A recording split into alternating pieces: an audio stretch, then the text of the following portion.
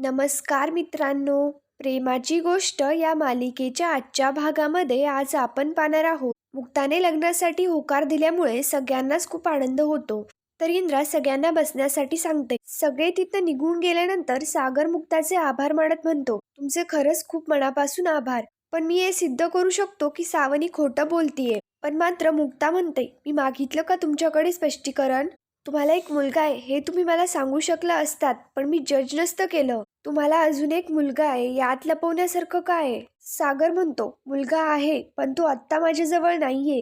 का नाहीये ही गोष्ट लपवण्यासारखी आहे. लक्षात घेऊ नये अशीच आहे. माझी कधीही न भरून निघणारी जखम म्हणजे आदित्य. जोपर्यंत तो सावनीकडे आहे, तोपर्यंत मी इनकम्प्लीट आहे. सगळ्यात महत्वाची गोष्ट म्हणजे त्यालाही असंच वाटतं की तो माझ्यापाशी सेफ नाहीये. मुक्ताई सागरचं बोलणं आश्चर्याने ऐकत असते. तर मुक्ता सागरला म्हणते की सईलाही तुमच्याबरोबर अनसेफ वाटू देऊ नका, इतकंच बस. मी सईला आदित्यबद्दल काहीच कळू देणार नाही. तेवढ्यात तिथे सई येते आणि सई धावतच प्रेमाने मुक्ता व सागरला मिठी मारते. सई विचारते की मी कशी दिसतीये? तर मुक्ता सांगते, तू एकदम परीसारखी दिसतीये. तेवढ्यात सागर व मुक्ताला लग्नासाठी बोलावतात. सई लगेच मुक्ताचा हात सागरच्या हातात ठेवते आणि त्यांच्या दोघांनाही घेऊन जाते. इकडे दुसरीकडे हर्षवर्धन व श्रावणी मुक्ता व सागरच्या मोडलेल्या लग्नाबद्दल पार्टी सेलिब्रेट करत असतात. तेवढ्यात हर्षवर्धनला राजश्रीचा फोन येतो. हर्षवर्धन तिला सांगू लागतो की आपण ही केस जिंकल्यात जमाय, आम्हीच केलंय हे सगळं. तू फक्त आता सेलिब्रेशनची तयारी कर. हर्षवर्धन तिचा फोन ठेवून देतो आणि सावणीला म्हणतो, सावणी आता ही केस आपणच जिंकणार आहे. हर्षवर्धन पार्टी करण्यासाठी हॉटेल बुक करतो आणि सावनी ही इन्व्हिटेशन देऊ लागते. सावनी तिथनं निघून गेल्यानंतर हर्षवर्धन स्वतःशीच म्हणतो, उद्या सागर त्याच्या नाकावरती टिचून स्वतः सईला माझ्याकडे घेऊन येणार आहे. उद्या सगळ्याच न्यूजपेपरच्या हेडलाईनवर सागरचा लाजीरवाना मान खाली घातलेला फोटो असेल. सई त्याची कधीच होणार नाही. त्यानंतर इकडे दुसरीकडे सागर मुक्ताचं लग्न सुरू होतं. सगळेच प्रेमाने त्यांच्या डोक्यावरती अक्षता टाकत असतात. त्यानंतर मुक्ता सागरला हार घालते. सागरही मुक्ताच्या गळ्यात हार घालतो. सगळेच प्रेमाने टाळ्या वाजवत असतात. सई तर खूपच खुश असते. इकडे दुसरीकडे आतमध्ये माधवी रडत बसलेली असते. ती मुक्ताचं लग्न झाल्यामुळे स्वामींचे आभार मानत असते. त्यानंतर कन्यादानाचा विधी येतो. माधवी पुरुषोत्तम मुक्ताचं कन्यादान करू लागतात. पुरुषोत्तम माधवीही खूप रडत असतात आणि मुक्ताच्या डोळ्यातलंही पाणी थांबत नसतं.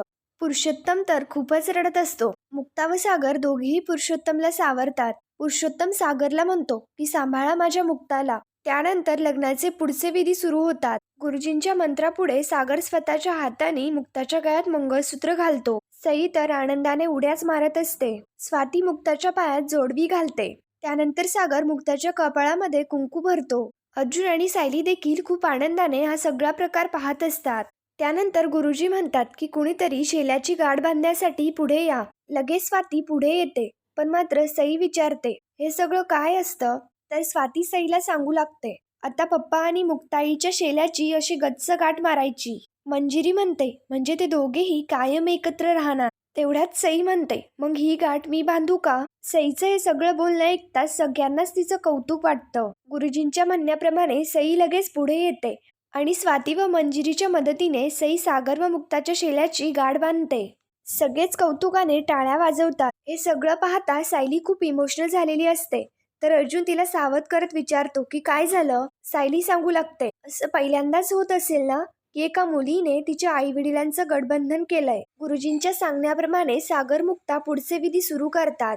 म्हणजेच ते सप्तपदी सुरू करतात. ते दोघेही अग्निभोवती फिरत फेरे घेऊ लागतात. सप्तपदी झाल्यानंतर गुरुजी म्हणतात की वधूच्या भावाने कान पिळ्यासाठी पुढे यायचं. लगेच मयुरेश पुढे येऊन सागर मुक्ताच्या जवळ बसतो. मयुरेश मुक्ताला म्हणतो की असा चान्स परत येणार नाही, तर जोरात पिळू ना. मयुरेश कान पिळायला लागतो. तर इंद्र मध्येच म्हणते, जरा हळू पिळा, माझ्या सागरचा कान दुखेल. इंद्राचं हे सगळं बोलणं पाहता मयुरेश हसतच म्हणतो की या आधीच घाबरल्या.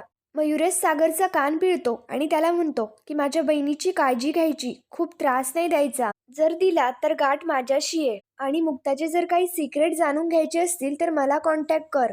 सगळेच कौतुकाने टाळ्या वाजवतात. त्यानंतर गुरुजी म्हणतात की वधूवरांनी सप्तपदीसाठी उभं राहायचंय. लगेच सागर मुक्ताकडे प्रेमाने पाहू लागतो आणि तिला हात देण्यासाठी स्वतःचा हात समोर करतो. लगेच मुक्ताही तिचा हात सागरच्या हातात ठेवते आणि ते दोघेही मिळून सप्तपदीसाठी तयार होतात.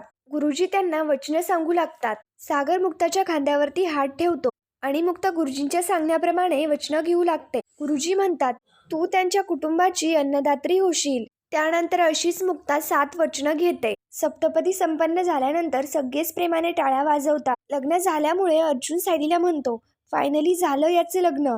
आणि ते दोघेही तिथनं निघून जातात. इकडे इंद्रा त्यांची दृष्ट काढत म्हणते की छान जोडा दिसतोय. ते दोघेही सगळ्यांचे आशीर्वाद घेतात. लग्न झाल्यानंतर सगळेच खूप आनंदाने नाचायला लागतात. पुढील भागामध्ये आपण पाहणार आहोत, मुक्ताची पाठवणी करत असतात तर पुरुषोत्तम सागरला म्हणतो, आमची मुक्ता आता तुमच्या घरात येणार आहे, तर आता तिचं हसणं आणि असणं हे सगळं तुमच्या बरोबर. त्यानंतर मुक्ताचा गृहप्रवेश सुरू होतो. मुक्ता माप ओलांडायला लागते, पण मध्येच स्वाती म्हणते, त्याआधी उखाणा घ्यायला हवा. मुक्ता खूपच सुंदर उखाणा घेते आणि सागरच्या घरचं माप ओलांडून आत येते. आता खऱ्या अर्थाने सागर व मुक्ताच्या प्रेमाची गोष्ट पूर्ण होते. प्रेमाची गोष्ट या मालिकेच्या पुढील भागांच्या डेली अपडेट्ससाठी मराठी रंग या चॅनलला लगेच सबस्क्राईब करा. धन्यवाद.